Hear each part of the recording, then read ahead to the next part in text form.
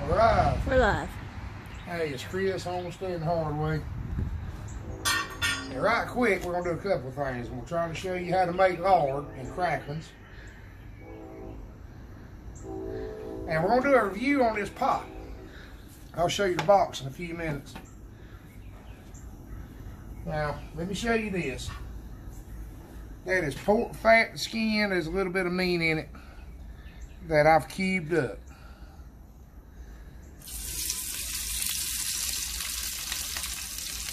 And what we're going to do is render this out. And yes, his hands are clean. Kind of, sort of, I ain't going to lie to you. We're fixing to fry it at like 900 degrees. I mean, there ain't nothing in here going to hurt you. But I did wash my hands. Really good.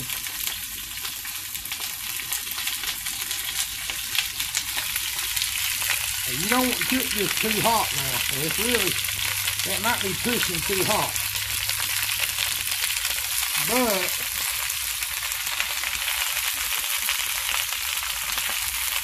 that's as low as I get the pan to go. So I run into an issue with the burner and the wind. So I don't recommend doing this right outside the house.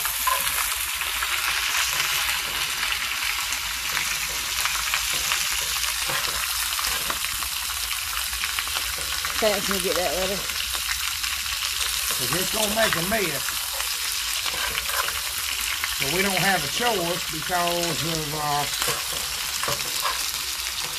and this is a brand new unseasoned pan too. But it will be seasoned by the time I get through on this. But in fact, I've been meaning to do some videos on that, how you season your frying pans and cooking them. You ain't got to go through all that process people tell you. Get you a new pan and go home and deep fry something in it. It'll season.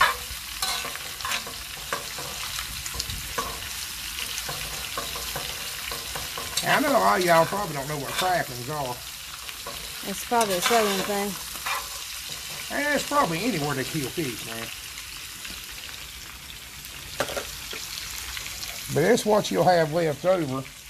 It's a byproduct of making lard.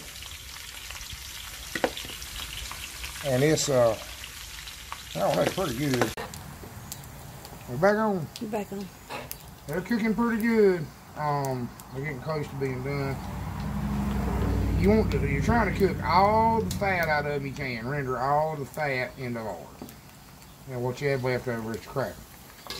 Now, like I told you a while ago, this is about the best way to season a cast iron pot I ever found. Now, these are going to be a little dark because we didn't start. You're really trying to deep fry them. And the drawback to doing them in a small pan like this is you just really can't start with enough lard in the pan to initially deep fry. In the old days when we had our killings, a lard pot was this tall, held 30 gallons. Most of them were run with a fire, had a fire box under them. That's just not really practical nowadays. You know, you got 1 or 2 pigs, you get killed a year. I figure people might need to know how to do this. And like I said, this little pot was $20 or less at Walmart. And it's got 3 feet on the bottom of it that I thought I was going to have to cut off.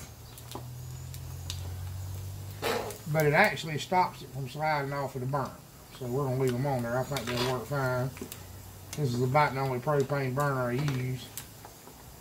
But they're getting mighty close to being ready. And we're going to do a review on the pot. I'm going to tell you what about the pot. It came from Walmart. I'm going to show you the box it comes in.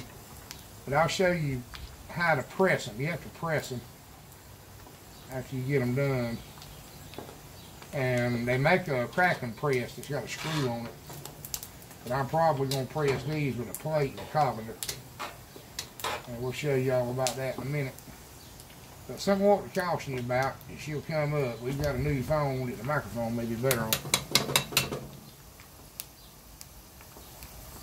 It won't do it now I need it to. But every once in a while you hear that thing pop. There'll be a piece of fat way down in the bottom of the pot.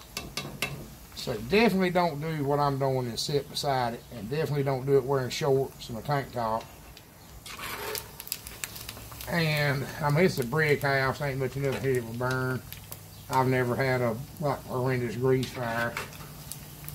But you know, all this is dangerous. Don't let the kids around it while you're doing it, and don't let the dog knock the burner over or come here and run in between you and it. And, you know, just use some caution. And it will mess your concrete up if you're doing it under your shelter or whatever. We had a piece of plywood cut that we could set the burner on to keep from making a mess, and I can't find it. I don't know if I got to use it for something else. Walk it off before I have to do it.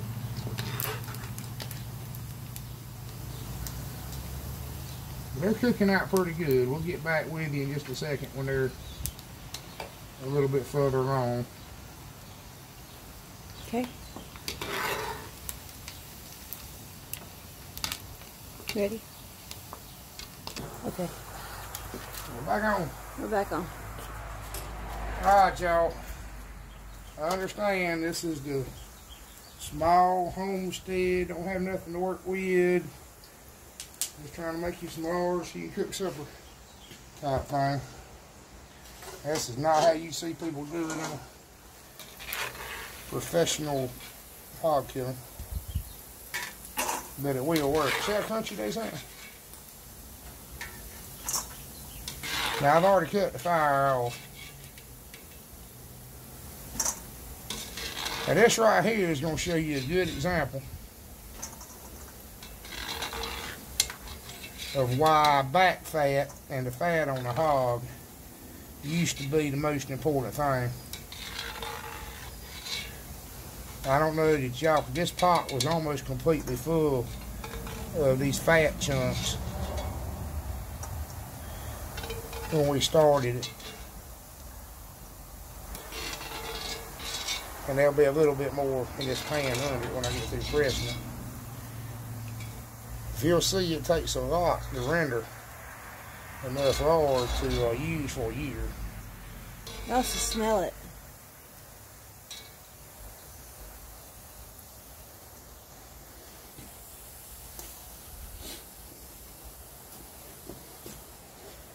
Oops.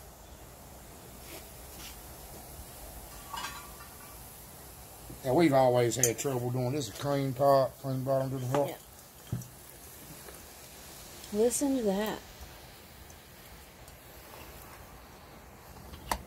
They must be cooked pretty done. Did you hear that sizzle?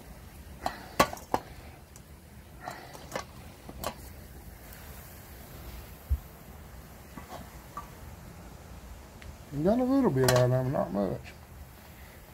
They're a little bit too, I mean, they're still fine. They're a little bit too dark. They're very hot. Be careful.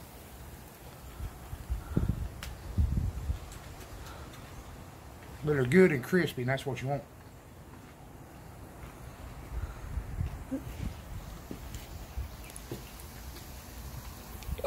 Fly. Keep the flies away.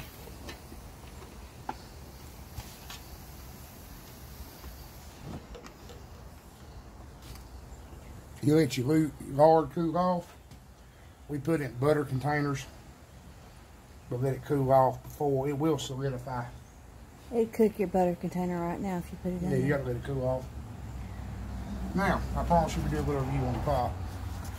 It worked fine. It was less than $20. It's the Ozark Trail. Turn it around one more time. There we go. 5-quart cast iron Dutch oven. You see the feet on the bottom? I started cutting them off, grind them flat. I think you could do that with no problem. Thing's cheap enough if you messed up doing it, which I don't say how you could, but I think just cut them off with a sawzall or hacksaw and grind them flat, be fine. Lid's a little bit heavy because they call it a Dutch oven, but for 17 bucks or 18 bucks plus tax, I think it was money well spent. And a cast iron pot definitely works better for doing this. Is there anything we didn't cover we probably ought to cover? Seasoning.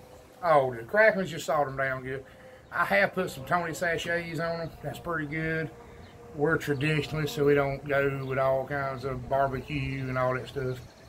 But you can buy them in a little packet at the grocery store. But they're delicious. There's your cooking oil. We were out of oil today. Hang tight. That's how much oil we had. So I said, well, I want to make some cracklings anyway. I'll make some cracklings so we got something to cook with this week. And I don't know about everywhere, but that's how we get our pork fat back, is with the skin on it. Kind of already set up to make cracklings. And there's your lard. There's your cracklings. A little review on a $17 pot that I think was well worth the money. And remember, you never plow a field but turn it over in your mind. And I appreciate you watching. Y'all have a good evening.